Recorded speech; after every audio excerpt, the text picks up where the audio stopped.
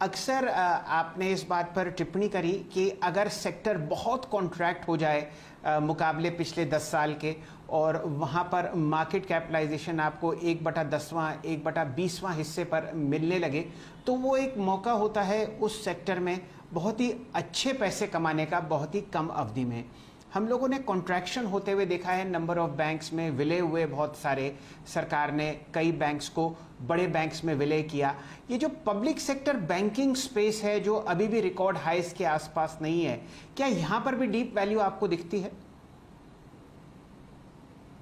Sir, ये मेरा public statement है। मेरा हर मीडिया इंटरेक्शन में मैंने लास्ट 9 महीने 12 महीने में ये बोला ही है कि this is been my most favourite investment, and मेरे को बहुत कन्विक्शन है यहाँ पे दैट ये पब्लिक सेक्टर बैंक का जो ओवरऑल स्पेस है यहाँ पे बहुत वैल्यू है। अगर आप देखिएगा लास्ट 5-6 साल में इतना जबरदस्त इन्होंने क्लीन अप किया है और इतना जबरदस्त तरीके से प्रोविजन कर दिया है। बेसिकली ना सब बैंकों का एनीवेयर बिटवीन 75 to 85% प्रोविजन हो चुका है। तो 11 लाख करोड़ रुपए का टोटल ये बैंकों ने मिला के प्रोविजन किया है लास्ट 6 साल के अंदर। तो मुझे लगता है काफी क्लीन अप हो चुका है और यहाँ पे अब क्या है, रिकवरी बहुत अच्छी आएगी। अगर आप देखिएगा जिस हिसाब से लोग अभी झंझट खत्म करके सेटल करना चाहते हैं, जिस हिसाब से रियल एस्टेट की कंपनियों में रियल एस्टेट में जिस हिसाब से बढ़ोतरी आई है, जिस हिसाब से बाकी दूसरे धंधे, चाहे वो स्टील का धंधा हो, चाहे वो टेक्सटाइल का धंधा हो, चाहे वो ट्रेडिशनली पावर का धंधा हो, सब एनपीएल तो यहीं पे हुए थे ना। तो मुझे लगता है recovery will surprise people. Second, absolute valuation बहुत ज्यादा है। और तीसरा, मुझे लगता है कि 28 बैंक के रह गए 12। अगर सरकार की जो आगे की नीति है और या उनकी जो उम्मीद है उस हिसाब से जाएंगे तो ये रह जाएंगे 8 बैंक पब्लिक सेक्टर में। तो आगे अगर कोई भी कैपेक्स साइकिल होगी तो मुझे लगता है इन बैंकों के पास बहुत जबरदस्त प्राइसिंग पावर होगा। आप सोचिए ना, अगर किसी को 1000 करोड़ का लोन चाहिए तो कितने सारे बैंक अभी दे सकते हैं। मैं तो गिनती से गिन सकता हूं कि 7-8 बैंक से ज्यादा कोई 1000 करोड़ का लोन नहीं दे सकता है कैपेक्स में। तो अगर 7-8 ही बैंक हैं और इतना बड़ा हिंदुस्तान में कभी भी काम होने वाला है तो अल्टीमेटली कभी न जाके इनके पास प्राइसिंग पावर आएगा। तो ये रिस्क रिवार्ड के बेसिस पे बहुत अच्छा इन्वेस्टमेंट करने का अपॉर्चुनिटी लगता है पब्लिक सेक्टर बैंक्स में। हालांकि ऑब्वियसली आपको थोड़ा अपने हिसाब से इसको देखना पड़ेगा कितना परसेंट पोर्टफोलियो में और कौन से दिन में लें। तो अभी जैसे आज 10% बढ़ा है तो कभी 10% घट सकता है, पर मैं ट्रेडिंग की बात नहीं कर रहा हूं, मैं एक स्ट्रक्चरल 3 साल के इन्वेस्टमेंट की बात कर रहा हूं। ओके, तो मधु जी ने कोई कि अगर आप माने तो अभी इन पीएसयू बैंक्स में बहुत पैसा कमाने की गुंजाइश है, उनको काफी, अगर आप देखें अपसाइड नजर आता है। अगर पीएसयू पे ही थोड़ा और केंद्रित करें मधु जी, और कि भाई इसी स्पेस में आपकी पावर जनरेशन कंपनियां भी हैं, कोल कंपनियां भी हैं, अपस्ट्रीम डाउनस्ट्रीम कंपनियां भी हैं, इसमें आपका इंटरेस्ट कैसा है सर इस वक्त, और यहाँ पे कोई खेमा जिस पर आपका झुकाव काफी हो? तो सर मुझे लगता है उसमें मैं सिर्फ उन्हीं कंपनियों के ऊपर फोकस करूंगा जहां पे मुझे लगता है आज नहीं तो 3 साल बाद कभी प्राइवेटाइजेशन हो सकता है। तो गवर्नमेंट का स्ट्रैटेजिक और नॉन स्ट्रैटेजिक बाइफर्गेशन एकदम क्लियर कट आ चुका है हमारे लिए। एंड मुझे लगता है जब ये कंपनियां प्राइवेटाइज होगी, जो एयर इंडिया के बाद, अभी यही मैं बोलते आ रहा हूं लास्ट 9 महीने से कि होगा, तो अभी एयर इंडिया के बाद मार्केट का भी रुझान आ गया है कि, और आज डिफेंस सेक्रेटरी का स्टेटमेंट भी है कि मार्च के पहले वो बीपीसीएल कर देंगे। ये जब होगा ना तो मुझे लगता है बाकी जो दूसरी कंपनियां जिसमें कभी डिसइन्वेस्टमेंट 2-3 साल के अंदर भी होने का चांस है ना, वो लेना चाहिए। बिकॉज वहां पे फिर बड़ी अनलॉकिंग होगी। बिकॉज ये जो भाव हैं अभी, सपोजिंग लेट अस से फॉर इंस्टेंस कल स्टील अथॉरिटी ऑफ इंडिया का डिसइन्वेस्टमेंट हो जाए तो भाई साहब 115 रुपए में थोड़ी स्टील अथॉरिटी इंडिया बिकने वाली है, 200 में थोड़ी बिकने वाली है। उसकी जो इंट्रिंसिक वैल्यू है वो तो बहुत ज्यादा है कंपेयर टू व्हाट द जो मार्केट रिफ्लेक्ट कर रहा है उससे। तो ये strategic non strategic sectors are divided. आप अपनी लिस्ट बनाइए और आप देखिए कि कहां कहां पे नाम भी आ चुके हैं, जो नाम डिसइन्वेस्टमेंट में डाले जा चुके हैं वो भी पब्लिक नॉलेज है। तो वहां पे मुझे लगता है अच्छी अपॉर्चुनिटी देखने को मिलेगी।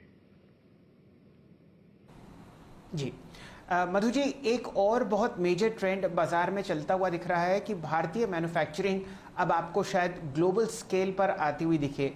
चाइना की दिक्कतें जग जाहिर हैं और सरकार की तरफ से कई सेक्टर्स में बहुत ठोस कदम उठाए गए हैं पीएलआई स्कीम्स के जरिए कि डोमेस्टिक मैन्युफैक्चरिंग को बढ़ावा दी जाए। इन कुछ सेक्टर्स में जहां पर ये चलन बहुत ज़बरदस्त तरीके से बढ़ा है, कोई आपने स्टॉक पिकिंग करी पिछले 6 महीनों में? तो उसमें मुझे लगता है एक जो सेक्टर जिसकी ज़्यादा चर्चा नहीं हुई है ना, वो है टेक्सटाइल्स।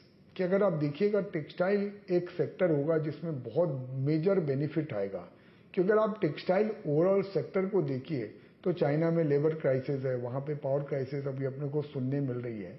और जितना हम समझते हैं कि चाइना गवर्नमेंट का भी रुझान जो है ये लो कॉस्ट, एकदम लो कॉस्ट मैन्युफैक्चरिंग से निकल के वहाँ पे भी टेक्नोलॉजी के क्षेत्र में काफ़ी बढ़ावा हो रहा है।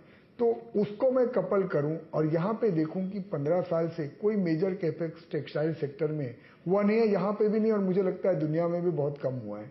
एंड प्लस एक जो वो इंटरेस्ट रेट का सबवेंशन है जो आपको 2-3% ब्याज में अगर आप टेक्सटाइल का कोई यूनिट लगाते हो तो इफेक्टिवली 2-3% ब्याज में आपको पैसा मिलता है। तो अगर आप देखिए वो वहाँ पे 20-25% ROC है अगर नया प्रोजेक्ट अगर आप लगाने जाते हो, और 2-3% ब्याज में अगर आपको रुपया मिले तो डेफिनेटली वहाँ पे एक हिडन वैल्यू अच्छी हो सकती है। और हम देख रहे हैं बहुत सारी कंपनियां शेयर बाजार में भी धीरे धीरे करके अच्छा करना चालू करी है। मैंने अभी 3 दिन पहले ही एक इन्वेस्टमेंट किया है, मैं इंडिविजुअल नाम पे नहीं जाना चाहूँगा, पर मुझे लगता है कि ये सेक्टर अच्छा है, प्रॉमिसिंग है, यहाँ पे कुछ वैल्यू चुननी चाहिए। फिर कॉम्बिनेशन चाइना +1 स्ट्रैटेजी, गवर्नमेंट की आत्मनिर्भर वाली strategy, PLI scheme, interest rate subvention and lack of interest and capacity creation and relatively lower valuation.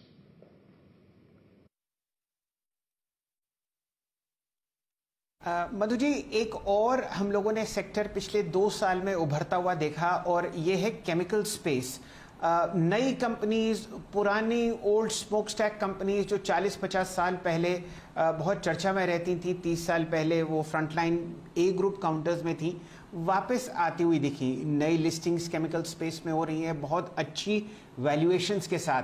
क्या मिड कैप आईटी के साथ साथ आप केमिकल शेयर्स की वैल्यूएशन पर भी चिंतित हैं?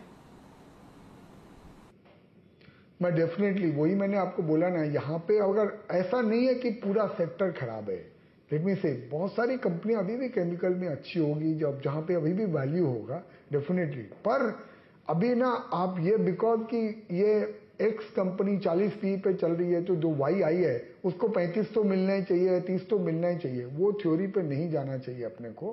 बिकॉज हो सकता है वो एक्स कंपनी गलत हो, हम वाई का वैल्यूएशन एक्स के बेसिस पे कर रहे हैं, पर हमको क्या पता है एक्स राइट है कि नहीं राइट है, right.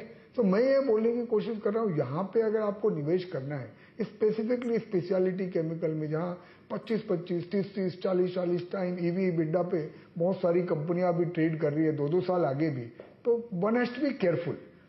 You do your work, and if you know the company really well, and if you really know that the growth is certain, and if you know the products, आपने अगर risk को evaluate कर लिया है तो बेशर्ते आपको जाना चाहिए। बिकॉज सिर्फ क्या है, ओवर वैल्यूएशन एक क्राइटेरिया है स्टॉक को वैल्यूएट करने का, पर जो दूसरा क्राइटेरिया है वो कन्विक्शन है ना।